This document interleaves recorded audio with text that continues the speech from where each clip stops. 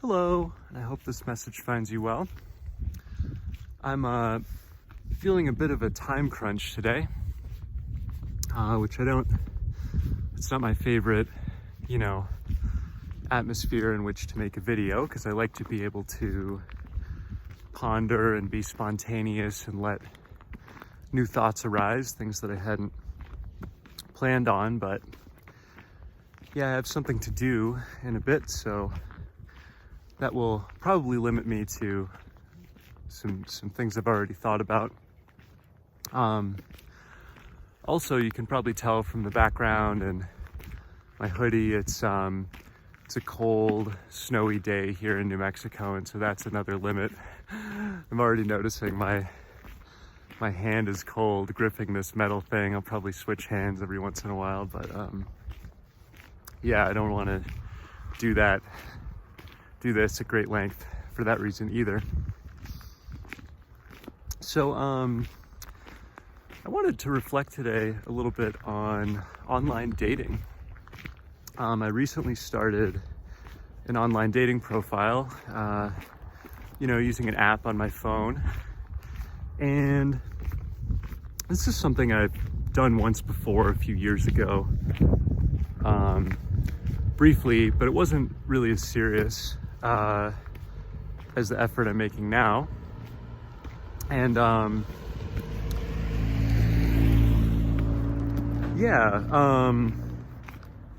wanted to reflect on what the experience has been like for me and some things I've already noticed and learned about myself through it. And the first thing I want to say is the reason I've never really done this before, or only briefly and not too seriously, is that it's a lot of power in some ways, and that's scary for me. If you've watched my video on the Enneagram, I talk about being an Enneagram 5. A lot of this sort of territory is explored there, but there's a great fear in me of misusing my power, which I think has something to do with being acculturated as a man. I think that's a deep fear that a lot of men have. Maybe many of them don't know they have it. And I also have a fear of making the quote unquote wrong decisions for myself, which for me is a form of misusing my power, right? It's like I have the opportunity, the agency to choose something in my life, and I make a choice which I later regret. That's a deep fear. And the thing about online dating systems is that, for better and worse, they give us a lot of choice. Most of the people I've dated, I've met spontaneously in the quote-unquote real world, which is very difficult now. It's less likely now than ever else in my lifetime due to COVID. And that's one reason I'm doing online dating. But with meeting people spontaneously, there's a sensation of sort of just taking what is served. And I guess that sounds diminishing, but I don't mean it to sound that way. There's something really beautiful about meeting someone in person. There's an energy, there's a click, and I just accept and follow it.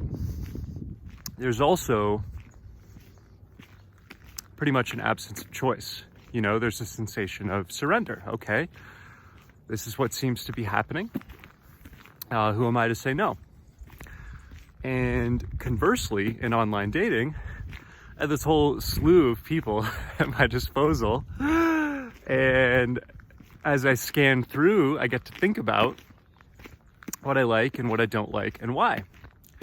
And that can be very anxiety inducing because, again, the choice is foregrounded and spontaneity is basically absent. It's not a spontaneous way of communicating, of finding other people.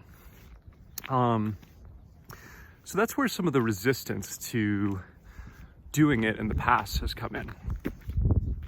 And I think the positive side of that is a faith. The positive side of meeting people spontaneously in physical reality is trusting, there is some design for me. There's something that's meant to happen, and if I meet someone and we seem to click, it's not a coincidence, and I can believe in that and follow that. That's a beautiful thing. And of course, the distinction I'm drawing here is ultimately unstable too, because, if someone messages me out of the blue in an online dating forum, that does occur to me as spontaneous. Oh, I didn't expect this, and now it's happening, right? So by definition.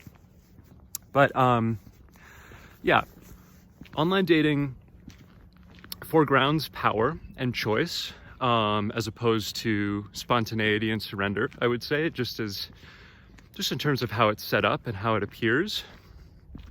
And I wanted to say another reason for this is that we don't know the people with whom we're interacting. When I first started using it, instantly there was a connection with someone, and it seemed like, it was going to go somewhere. And so I did what's called pausing my profile, so no one else could see me. Well, I was chatting with this person, and I was like locked in with this person. I was like, okay, like used it for a few hours, met someone, we're probably gonna like meet each other in real life and start dating, and why overwhelm myself with other choices? We set up a video call, and both seemed very excited and invested in it. And then the morning of the video call, she texted me and was like, oh, sorry, I should have told you earlier, I'm actually seeing someone else. So because we don't know the people with whom we're interacting, there aren't deep social bonds, there's nothing to prevent us from, what's called ghosting them, which people do all the time. And I'm proud to say I haven't done that yet, but the system does actually encourage it. And the one I'm using, for example, which is Hinge, if someone messages me, which denotes interest, there's no way for me to respond to their message that doesn't also give them the implication that I'm interested. So sometimes people have written me and, they say something really nice or thoughtful, but I'm not physically attracted to them, or whatever else is standing in the way. And I want to respond to that message, and to be, a kind and empathetic human being in that moment. But if I do so, I'm implying to them that I want to date them.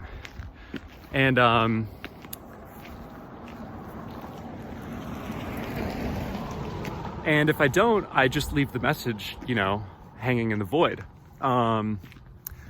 So again, these systems encourage us to do things to one another socially that we wouldn't do in person or if we shared deep community.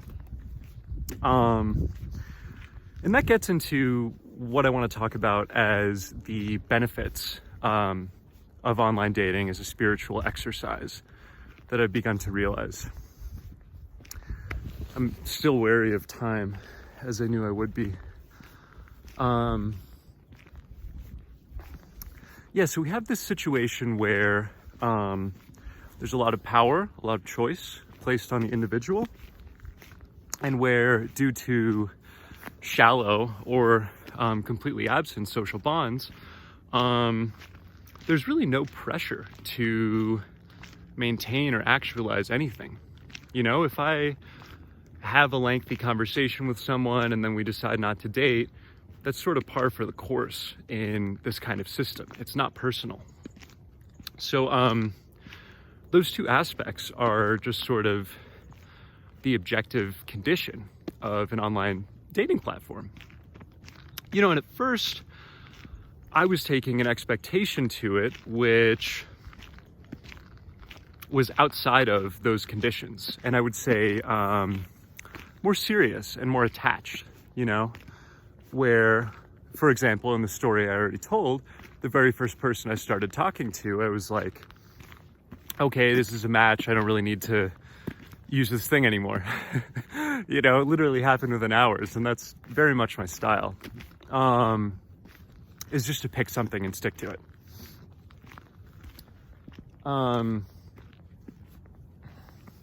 Yeah, and I noticed here was the shift, and this is one of the things I want to articulate in this video, because this is a general spiritual principle. The greatest move we can make to guarantee our own happiness in any situation is to alter our expectations to only those things we can control. So I can't control in an online dating forum whether I meet someone and it's a serious relationship or something shorter lived, or whether I just get friends, or any of those potential outcomes, right? And when I was coming to it with this sense of urgency, like I really want to date someone, I'm feeling ready again, and I'm going to make that happen, I was bringing to this system an expectation that, again, was outside of my control. And so I was feeling rejected, and I was feeling unhappy. I was feeling that using this thing was making me less happy. And I even for a while, paused my profile when I wasn't chatting to anyone and was like, I may just delete this thing. Like, what the hell am I doing? And so then came the realization, what can I actually control? I can control my awareness while I'm using the online dating profile.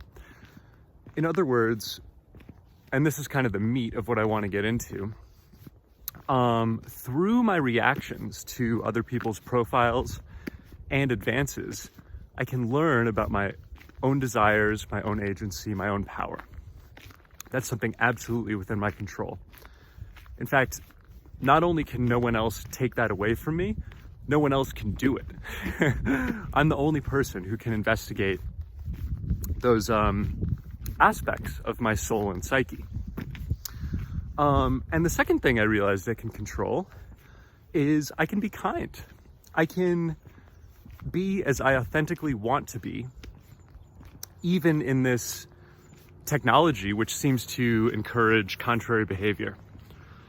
So in this same system, Hinge, the way we send a like to someone is, well, you can just like their picture, but people don't usually respond to that because why would they?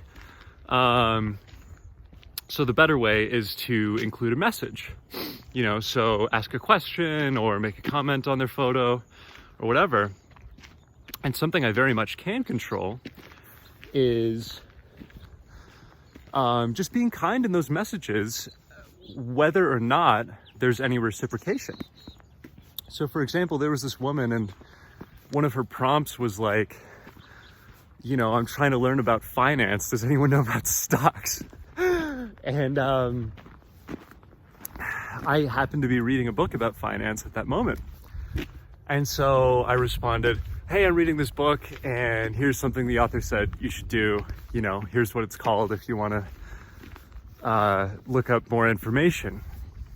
No expectation of hearing back anything from this person. And in fact, I didn't. But I got the intrinsic reward of being kind and helpful, which is something that feels good to me. So yeah, that's kind of major point one. Like, how can we alter our expectations in the situation to guarantee our happiness? And that's a moving equation because we're always in new situations we haven't experienced before. I'm going to be huffing and puffing at the end of this video, and it's not about the content. It's not because I'm like exhilarated or overwhelmed at what I'm sharing. And the second thing I wanted to share dives more deeply into the awareness piece. And this is where the title of this video comes from. And it's meant to be a provocative title. I'm planning to call it Online Dating is Exorcism.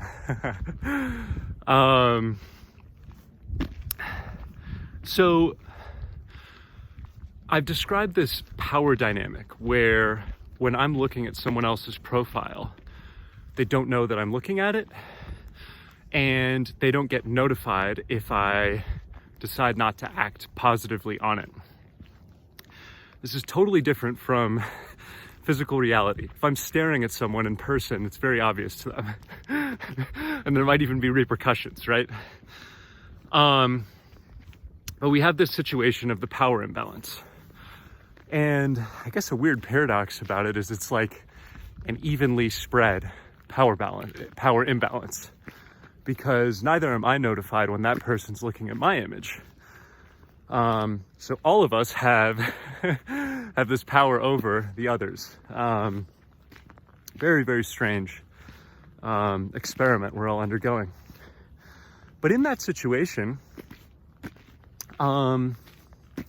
presuppositions and desires, all of which hint at programming, arise in me, right? So I notice my mind instantly turns off from certain types of people. And I don't want to share my, personal foibles and preferences and so forth. But I'm sure for anyone listening to the video, you have your own. There may be certain types of bodies you're attracted to, certain professions. Maybe you're looking for people who use certain substances or don't use those substances. Lifestyles, races, gender expression, so on and so forth. And in this power imbalance, in this sort of vacuum that online dating is, these things are fully displayed before me, with nothing accountable but myself, right? I get to see, oh wow, I'm turned off from this person for this one reason. And that's not really even something I knew before. That this was one of my preferences or one of my dislikes or whatever. And we get to examine these things and whether we want to change them. That's a really critical point about how we can use this to our own and ultimately others' benefit if we change ourselves in a positive way. Because ultimately, these preferences are the result of conditioning that we did not choose. In Buddhism, there's the notion of karma. And you can think of karma as you've done negative deeds in your past life, and there's sort of some energy, some problem that's hanging out with you because of that. Or you can think of it in terms of just physical cause and effect in the world, right? Let's say, someone of a certain race bullied you when you were in elementary school, and you're now not attracted to people of that race. Just a hypothetical. But you can view it in that purely material way as well. And when we take either of these lenses or another, we realize that what is really surging through us in these encounters, what is being illuminated, is a kind of demon. It is an energy in me that is blocking my fullest expression of love, my fullest possible expression of love. This isn't to say you need to be attracted to all types of bodies, that if you're gay or straight, that's a problem because it's too limiting. This is just to say that we get to witness these presuppositions, these judgments that have nothing to do with us or the other person, but are just this kind of residue filtering itself through us. This is, I would contend, the conscious way to use an online dating platform. And this is what I mean by exorcism, right? It's purging, letting go of these demons. Awareness itself works the magic. Once we see oh, I have this bias and it's not anything rational, it's just the result of conditioning, already it's beginning to loosen and dissipate. I'm gonna pass someone in a sec, so I might stop talking when I do.